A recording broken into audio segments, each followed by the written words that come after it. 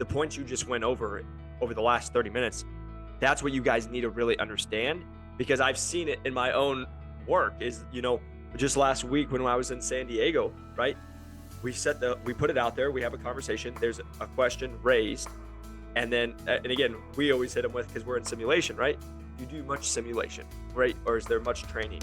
I just need to know what we're working with, because that's going to dictate how we phrase it and go with everything. Then we just set the hook, and to your point, then it's able to go. We just had one person, absolutely loved him, at a big university with a resident program, sat on booth for 35 minutes. And then they're telling us everything, right? What you said, here, you reach out to this person, this is here, use me, bam. And it turns into this part. And the one part I also wanted to mention to everybody is coming from the largest med tech company in the world, knowing, or medical device company in the world, and knowing that I've seen the challenges even being in med tech, where when you are at a giant company, things move slow. Things, even marketing, right? The initiative on a marketing, it could take a year for them to get it approved, say, hey, yeah, this is what we're going to go with, and this is what we're going to push. And did they check with the sales market or anything? Trust me, I've been there, and I exactly what Jason's talking about. But just because you don't have, quote unquote, what he's saying in those slides every single time, that's not an excuse of not being able to go and engage. And even for me, I had to be creative on what I was using to show, because to your point, I might not have always had the pamphlet to be able to show them, but showing when I had a differentiated product of what they're already using, and I could show a 7-second or 14-second video clip and just be like, hey, watch this, let them see it. And then what happened was, by that video, they were intrigued. That opened up the whole conversation. Or they saw it and they're like, don't care, right? That it gave me a feeling. But a lot of times when I was at these big medical device companies, that maybe I didn't have all the resources that I thought I was going to help me be effective, being able to be creative, to still do what Jason just went over, to set the hooks, be able to get those warmers, and be able to continue that conversation to get your meeting. And we talk about this is how I helped grow my territory from the low, it was the lowest, to top 10, right? You have to be creative. And just because you guys who are listening to this go to a top company and maybe they move very slow and you think you're going to get all these resources, but you don't, that's not an excuse not to be able to continue to do what Jason just said, because he just made a great point. If you are in the OR, my goodness, the opportunity there. Right.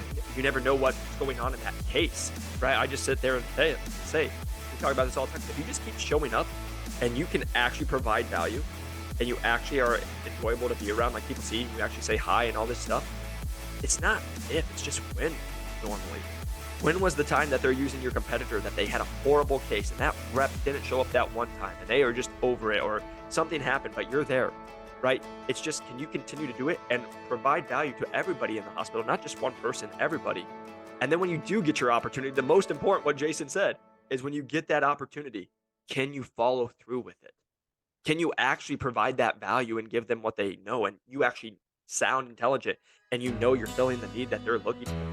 That's just one piece I really wanted to touch on, because I know there's people listening to this and they're like, well, this doesn't apply to me. I'm not there, or I'm just an associate, or I'm here. Like, there's no excuses of where you're at.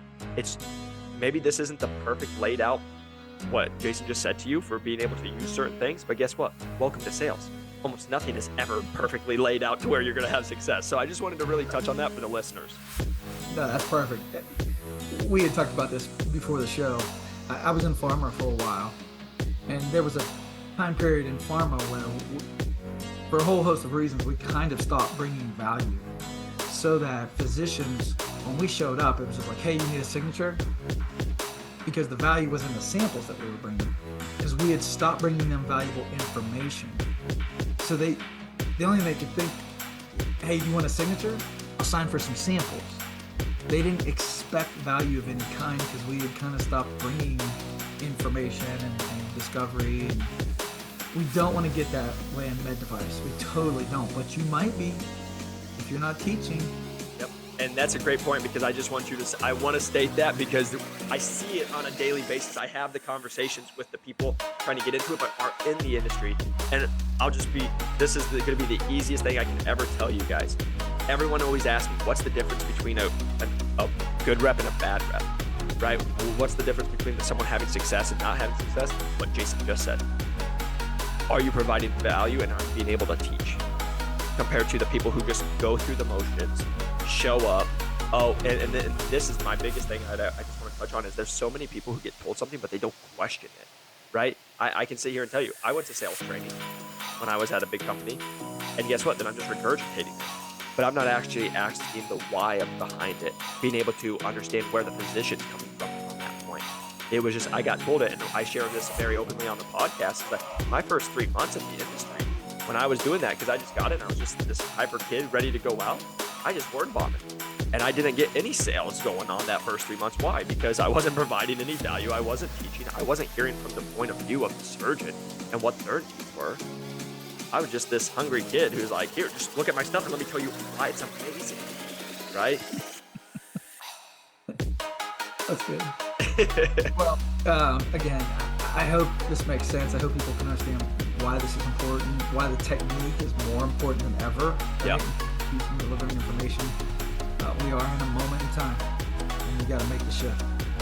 100%. And that's what we're always about, right? The world's never going to stay perfect, and it's a lot of times not going to be where you want it. Can you perform? And that's what we talk about. The top performers will be able to still figure out, move with the times, and go with it. And Jason, just real quick, just for the listeners, because you continue to provide us value, and we're just so thankful for it. Where can these guys find you, reach out to you at? My website, exsalesconsulting.com. Can ping me on LinkedIn. Happy to take a conversation. Really happy to be helpful. That's what's been really fun about your podcast. You have such a strong following, and people actually engage.